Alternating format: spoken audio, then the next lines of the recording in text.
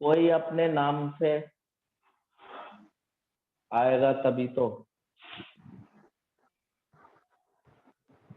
जो ग्रुप का आया मैसेज किसी को।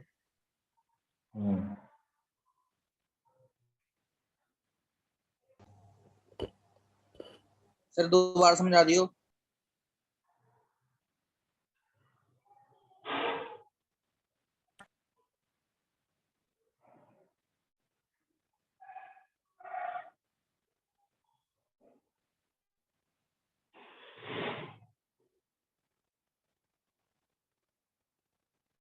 Now there are two cells sir of दोबारा समझा different दो। EMF। बेटे दोबारा ही समझा रहा हूँ, बेटे सुनेगा भी तो। When there are two cells of different EMF and they are connected in parallel। Parallel में कैसे कनेक्ट करते हैं? दोनों सेल का प्लस एक जगह ए पॉइंट से कनेक्ट करा और दोनों मीटिंग रूम। ये लेट कमर्स का क्या करेंगे भाई? लेट कमर्स आज के तो एग्जाम कैंसिल हो गए। हाँ बेटे, एग्जाम कैंसिल हो गए तो नुकसान हुआ है बहुत ज्यादा, बच्चों का बहुत ज्यादा यस सर, नुकसान हुआ है। बहुत। जो अच्छे बच्चे हैं उनका बहुत नुकसान हुआ है। सर इतनी मेहनत करी फिर बेकार हो गई सारी। अब मेहनत बेकार नहीं हुई बेटे, आगे का भविष्य खराब होगा। तो पहले सर वो भी है। ये पैरेलल कॉम्बिनेशन कर रहे हैं। पैरेलल कॉम्बिनेशन में क्या करते हैं? दोनों सेल के प्लस एक जगह कनेक्ट कर दिए ए पॉइंट से और दोनों सेल के माइनस दूसरे पॉइंट पर कनेक्ट कर दिए बी पॉइंट पर। तो दोनों सेल पैरेलल में हो गए, प्लस एक जगह माइनस एक जगह। दोनों का वोल्टेज सेम होगा लेकिन दोनों का करंट अलग अलग होगी। पहले सेल से करंट I1, दूसरे सेल से current I2। I1 plus I2 दोनों ज्वाइन होकर I करंट हो गई। तो करंट I1 प्लस I2 हो गई दोनों में। तो हमें क्या यूज करनी है? इक्वेशन। इक्वेशन क्या होती है? जब सेल से करंट लेते हैं तो इक्वेशन लगती है V is equal to E minus IR। V क्या है? Terminal potential difference. E क्या है? EMF of the cell. I क्या है? करंट। और R क्या है? Internal resistance. तो पहले सेल को देखो, पहले सेल लगा हुआ है A और B पॉइंट के बीच में। A और B पॉइंट के बीच में है पहला सेल। तो VA माइनस VB, V क्या हो गया? VA minus VB। क्योंकि दोनों सेल पैरेलल में है, वोल्टेज इक्वल होगा, इसीलिए हमने VA माइनस VB को V लिख लिया है, क्योंकि ये दोनों सेल में सेम आएगा। V इज इक्वल टू पहले सेल का E कितना है? E1। पहले सेल से करंट कितनी है? I1। और रेजिस्टेंस कितना है? R1। अब I1 R1 माइनस का है, इसे लेफ्ट में लाओगे तो प्लस का, और V लेफ्ट में इसे राइट में ले जाओगे तो माइनस हो गया। अब I1 निकालोगे तो R1 से क्या हो गया? डिवाइड हो। ये फर्स्ट सेल के लिए है। अब दूसरे सेल के लिए भी ऐसे ही करिए, दूसरे सेल के लिए भी ऐसा ही करिए। लेफ्ट में कर देता हूं यहाँ। सेकंड सेल के लिए भी करिए ऐसे ही। दूसरा सेल ये भी A और B के बीच में लगा हुआ है, तो इसके लिए भी इक्वेशन VA माइनस VB क्या होगी? V, क्योंकि वोल्टेज तो सेम ही होगा पैरेलल में, इसका भी और इसका भी। कितना आएगा? E2 minus I2 R2। E2 minus I2 R2। इसे इधर लाइए, इसे इधर ले आइए पहले की तरह ही। I2 R2 कितना आ गया? E2 minus V। तो I2 यहां से कितना आ गया? E2 upon R2 minus V upon R2। Equation 2 बन गई। इक्वेशन 2 बन गई।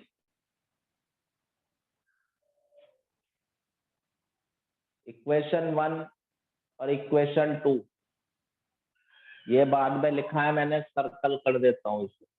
ये बाद में लिखा है, ये पहले लिखा है और ये बाद में लिखा है। स्टेप 2 है।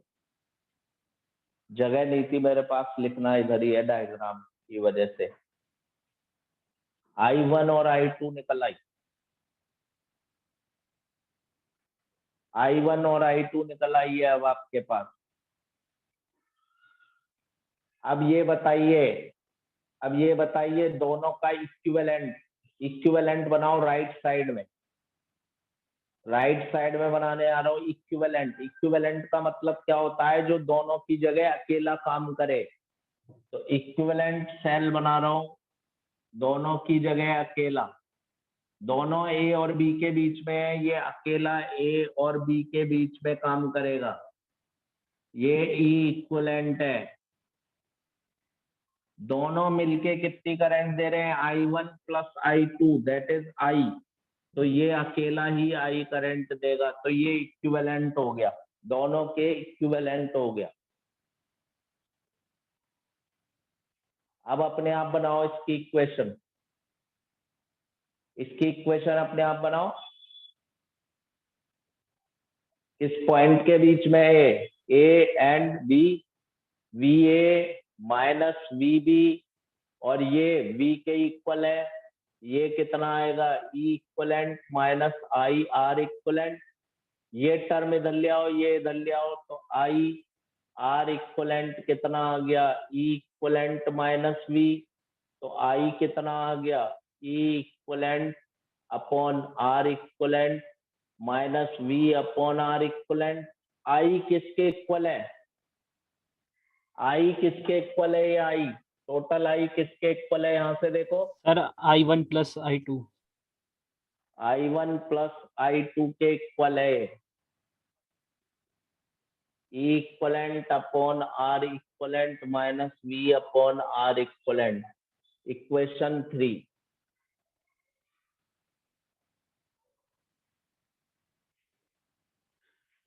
किसी को डाउट हो तो पूछ लें, किसी को भी डाउट हो तो पूछ सकता है। तो फिर इसके आगे पहली और दूसरी को ऐड कर देंगे, यही तो करेंगे।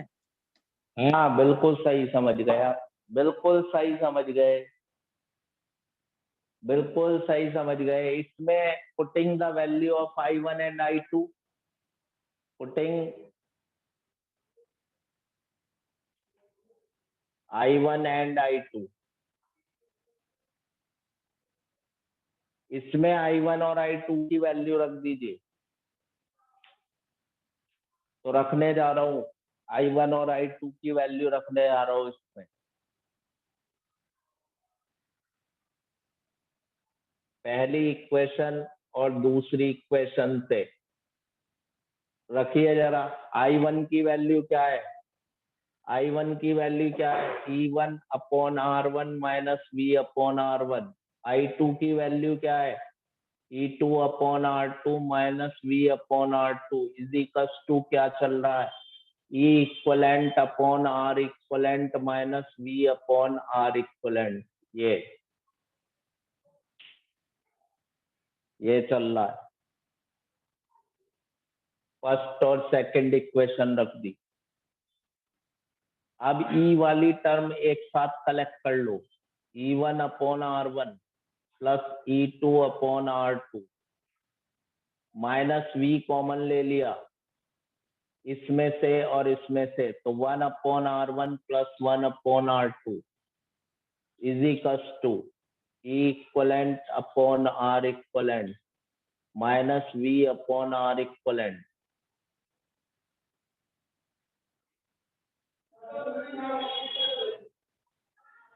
अब जरा कंपेयर करिए, फंस गए। इसकी पहली टर्म और इसकी पहली टर्म कंपेयर करी तो क्या आ गया, E equivalent upon R equivalent is equals to E1 upon R1 plus E2 upon R2। E और R में आया रिलेशन, अलग E का अलग से नहीं आया। सर इसी के साथ क्यों कंपेयर किया? बेटे लेफ्ट की आप पूछो कहाँ से पूछना है। अरे सर मैं पूछ रहा था इसके साथ ही कंपेयर क्यों किया बस। बेटे लेफ्ट की जो ये है टर्म E और R की, वो E और R से कंपेयर करेंगे, और V माइनस V दोनों में सेम है, 1/r इक्वलेंट का ये आएगा। अच्छा प्लस सर वाले जी। की प्लस से करेंगे बेटा। हाँ युवराज बोलो, क्या दिक्कत आ रही है? युवराज बोलो।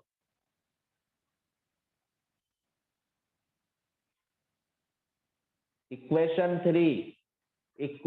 3 यहां तक आ गया था समझ में? आई की वैल्यू क्या होती है यहाँ से देखो। Yes sir. I1 plus I2 मिला के ही तो आई होगी। What is I? I1 plus I2 ही तो है आई। ये आई करंट किसके इक्वल है? I1 प्लस I2, ये दोनों ऐड होके तभी तो आई बनी टोटल। तो यहाँ मैंने आई की वैल्यू रख दी I1 प्लस I2। अब I1 की फर्स्ट इक्वेशन से रख दी और I2 की सेकंड इक्वेशन से ये गई।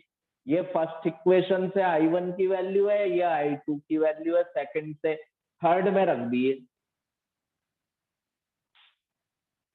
जी थर्ड में सर। रख दिए।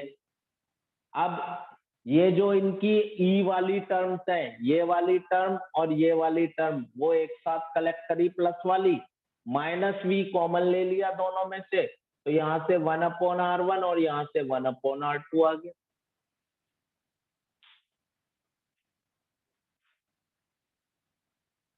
अब कंपेयर करो ये वाली फर्स्ट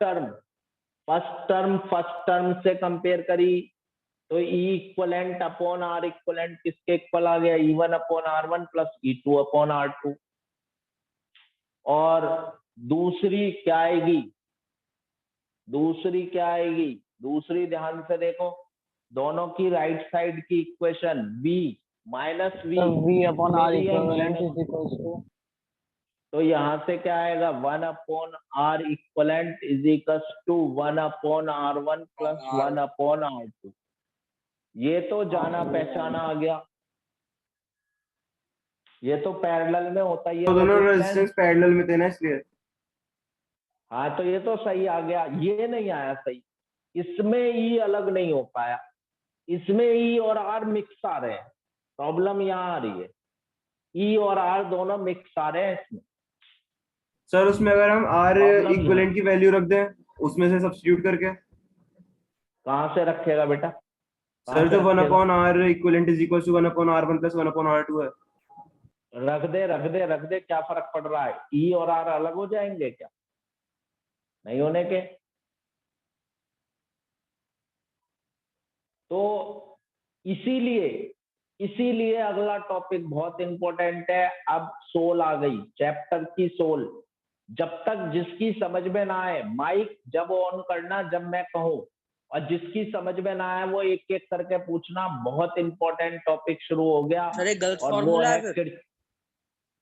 नहीं बेटे गलत नहीं है, सही है, लेकिन इसको यूज नहीं करेंगे। सही है, अच्छा। यूज मत करना, डू नॉट यूज। सर ये इसको वाला यूज करना नहीं बस, कर ये तो सकते, दूसरे वाला है। इसे नहीं करेंगे। पैरेलल के लिए किरचॉफ लॉ सीखने जा रहे हैं। अब किरचॉफ लॉ सीखने जा रहे हैं, वही तो बता रहा हूं। अब बिल्कुल अटेंटिव हो जाए सब लोग, सांस लेने की भी आवाज ना करें और बहुत अटेंटिव हो जाए, क्योंकि अब चैप्टर लास्ट आ गया। चैप्टर लास्ट में ही चल रहा है। बहुत ध्यान से देखने की जरूरत है, बहुत ज्यादा ध्यान से देखें। तो Kirchhoff's law,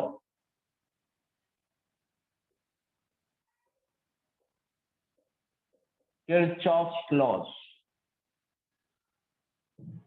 first law junction law और Kirchhoff's current law.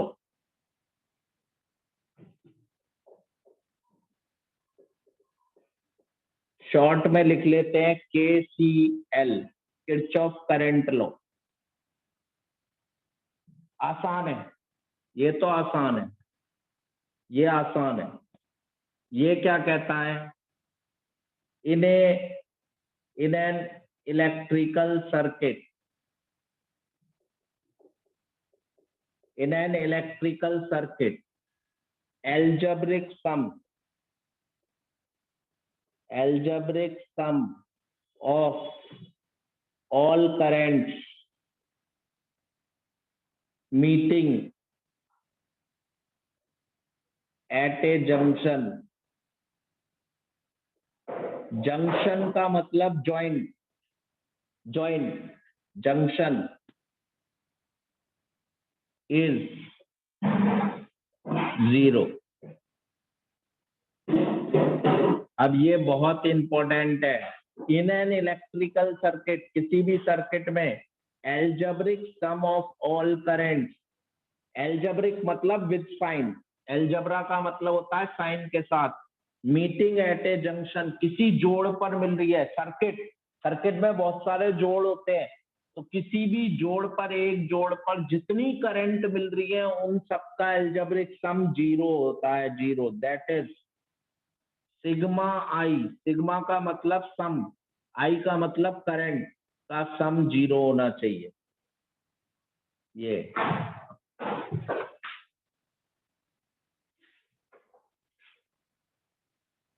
algebraic sum of all currents meeting at a junction of an electrical circuit is 0.